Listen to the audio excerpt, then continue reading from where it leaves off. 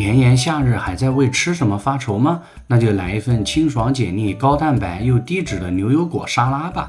美味的牛油果搭配大虾和芦笋，太好吃了。小番茄对半切开备用，芦笋斜刀切断备用，牛油果对半切开，然后划成小块，用勺子挖出来备用。我用的是速冻生虾仁，所以凉水下锅，这样煮熟更爽脆。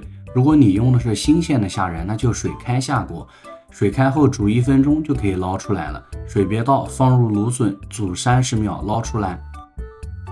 把焯好水的芦笋、虾仁和别的食材放在大碗里，撒上一点胡椒碎，然后倒入法式沙拉酱，这个味道偏酸，大家可以根据自己的喜好来调整。搅拌均匀，装盘就可以上桌啦。